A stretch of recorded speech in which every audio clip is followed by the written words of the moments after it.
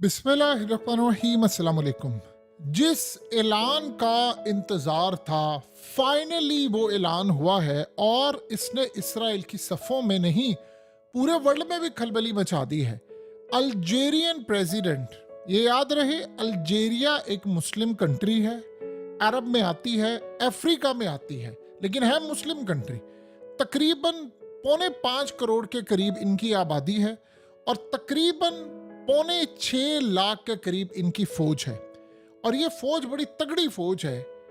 इसके प्रेसिडेंट ने ऐलान किया है, इस्लामिक कंट्री, पहली इस्लामिक कंट्री है, उन्होंने कहा है कि हम अपनी फौज गजा में उतारने को तैयार हैं और तमाम के तमाम काम वहां करेंगे। फिर हम देखते हैं कि यानी इजराइल या बाकी सारे क्या करते हैं।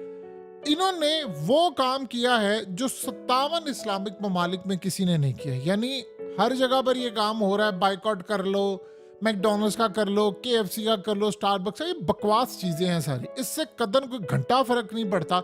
चाहे आप अगले 1 करोड़ साल भी बाइकआउट करते रहे, घंटा फर्क नहीं इसराइल को पड़ने वाला।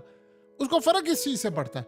अब इन्होंने क्या कहा, अल्जीरिया के जो प्रेसिडेंट है वो मुस्लिम है और उन्होंने ऐलान ये किया है कि हम अपनी फौज, इस्लामिक फौज उतारने को तैयार हैं।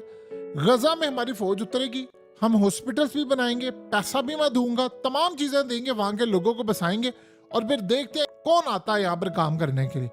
अब अल्जीरिया के पास हर तरह की सहूलत है। उन्होंने सिर्फ एक डिमांड की है, उन्होंने कहा कि सिर्फ मिस्र हमें रास्ता दे दे, मिस्र से गजा जाने का रास्ता दे दे, बाकी हमें फौज उतारने का रास्ता दे दे, उसके बाद हम चले जाएंगे, दैट्स इट। बाकी इसके अलावा कोई सूरत हाल नहीं। और उन्होंने मिस्र को कहा है कि हमारी फौज तैयार है, हमारे पास असला है, तमाम चीजें, फिर हम गजा हाथ से जाने नहीं देंगे। ये असल में याद रहे, अल्जीरिया के जो प्रेसिडेंट है ये बड़े तगड़े हैं। अभी लिबनान में सूरत हाल ये पैदा हुई है कि लिबनान के अंदर इस वक्त आपको पता है ब्लैकआउट चल रहा है, वहां पर पूरे का पूरा मुल्क अंधेरे में डूबा हुआ, फ्यूल नहीं है, चीजें नहीं है। अब अल्जीरिया के पास बहुत ज्यादा तेल है, इनके पास गैस है।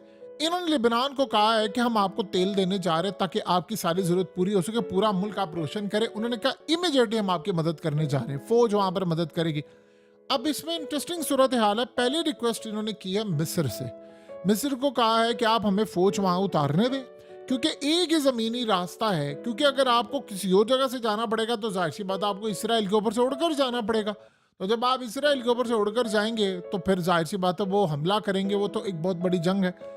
इस सूरत हाल में उन्होंने इनडायरेक्टली 57 इस्लामिक मुल्कों को पैगाम दिया है कि देखो मैंने हिम्मत पकड़ ली है, मैं तैयार हूं, आज सिर्फ मिस्र को कह दें कि हमें रास्ता दे दे जाने का।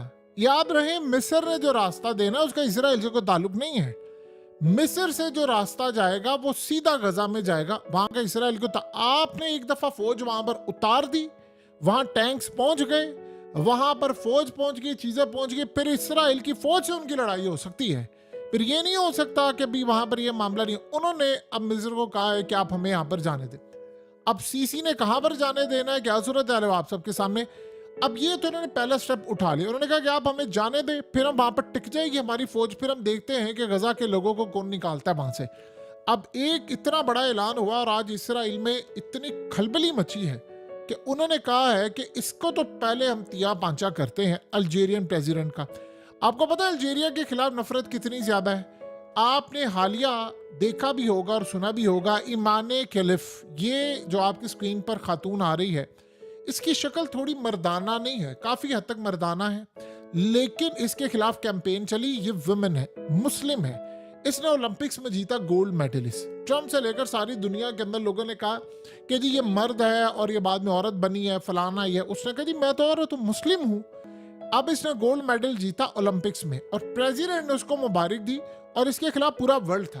यानी वो इतनी नफरत करते हैं इन जैसों से। अब इस सारी सूरत हाल में आपको अंदाजा हो जाना चाहिए क्या मामला है। अल्जीरिया असल में मुस्लिम जो कंट्री है, इन्होंने पहला स्टेप उठा लिया है।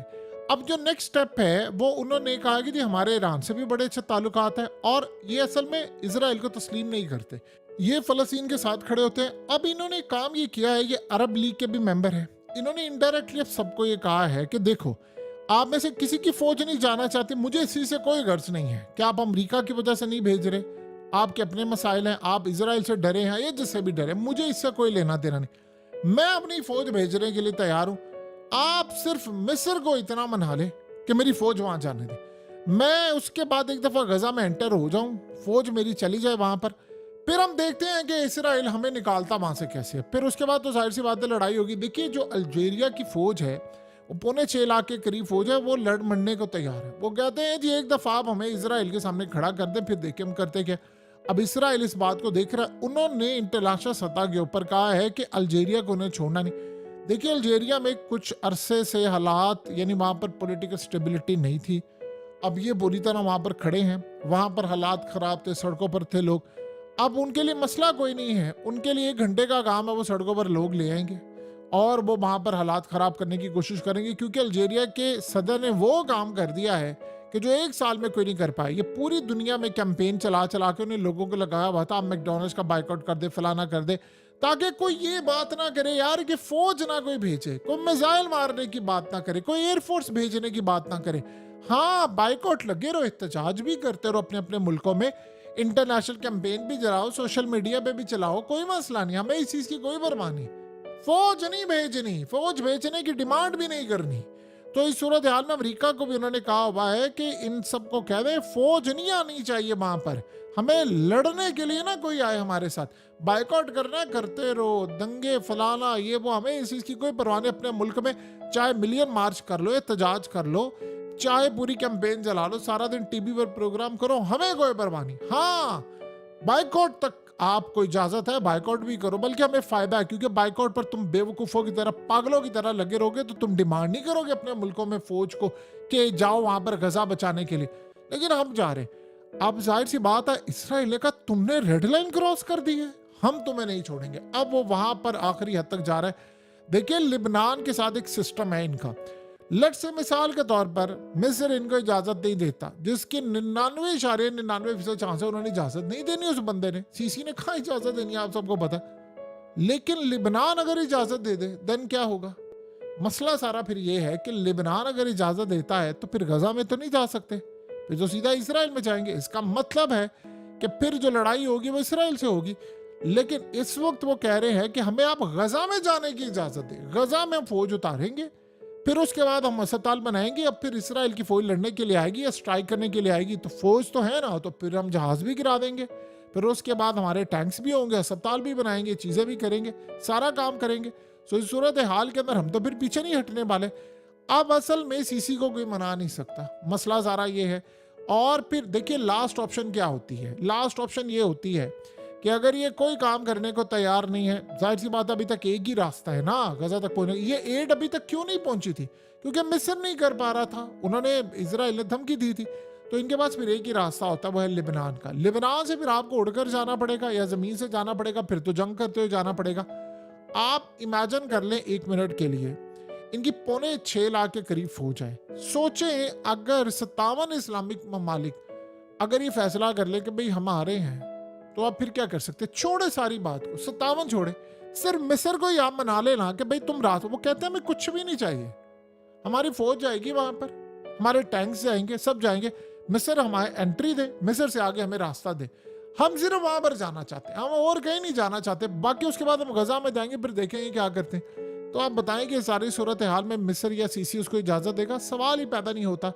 अब यहां पर सबसे बड़ी सूरत हाल जो पैदा हो रही है, देखिए अगले कुछ अरसे के अंदर ये बात आप अच्छी तरह समझ लें, ये जितनी जल्दी हो सकता है समझ लें, ये जो मिस्र का गजा के साथ बॉर्डर लगता है ये अनकरीब हाथ से निकलने वाला है। वैसे तो इजराइल की फौजें वहां पर पहले से आ चुकी हुई हैं, लेकिन ये मिस्र का बॉर्डर भी गया हाथ से, वहां इसराइली बैठ जाएंगे आकर और वो जाने वाले हैं। और वो मिस्र ने कहा था कि हम अपनी फौज लेकर आ जाएगा, अगले दबक कर एक धमकी दी, चुप करके बिलों में बैठ गए क्योंकि वो तुम मिस्र की फौज लेकर आओगे। स्नैरियो यहाँ पर ये है कि मिस्र के बॉर्डर पर जाकर जब ये करेंगे तो बॉर्डर किसका वो हो जाएगा? वो कहेंगे ये इसराइल का है, ये गजा का नहीं है, ये हमारा है। तो वहां से फिर उसके बाद एंट्री तो चारों तरफ से आपने बंद कर दिया, फिर आप जा कैसे सकते हैं? यही तो इन्होंने काम किया। इसराइल ने सारी जिंदगी 100 साल की प्लानिंग की थी कि जब हमने जाना है तो कोई ना कोई तो डिमांड करेगा ना फौज भेजने की, जैसे आज अल्जीरिया के प्रेसिडेंट ने कह दिया है। अब इस सूरत हाल में जाहिर सी बात है वहां पर इस्लामिक कंट्री है और वो जानते हैं हैसियत कितनी मुकद्दस है उस जगह की। लेकिन इस सारी सूरत हाल में आपने एक चीज गौर की है, सबके पैरों तले जमीन निकल गई इस बयान के बाद। आपने एक और भी चीज गौर की है, इस्लामिक कंट्रीज में इस बयान को चलाया ही नहीं जा रहा। क्यों नहीं चलाया जा रहा? इसराइल में खलबली मची है, वो कह रहे हैं मैंने यहाँ पर रिजीम चेंज करवा दूंगा फलाना, यानी वो इसलिए प्लानिंग कर रहे हैं ना, यानी अंदर खाते गुफ्तगू चल रही है भाई हम ये कर दें। वो क्यों? क्योंकि इस्लामिक कंट्रीज के अंदर ये ना डिमांड आना शुरू हो जाए कि भाई अपनी भी फौजें भेजो, तो वहां पर उनको गुस्सा है। तो इस सारी सूरत हाल में जो काम अल्जीरिया ने कर दिया है, ये इतना बड़ा काम है। मसला सारा ये है कि वहां पर अब मिस्र को मनाए कौन? अब जाहिर सी बात है मिस्र ने तो मानना नहीं है, वो तो कहेंगे जी हम फलाना नहीं। अब वो अगर कहेंगे हम ठीक है आने दे रहे हैं, तो क्या इसराइल सीसी को छोड़ेगा?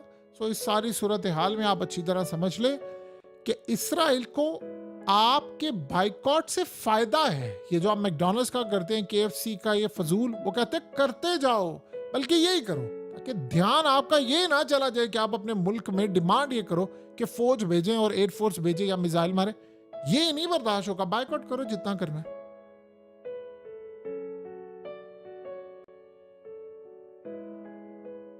हकीकत टीवी को सब्सक्राइब करना मत भूलें, वीडियो को लाइक करें, शेयर करें और कमेंट सेक्शन में अपनी राय का इजहार जरूर करें।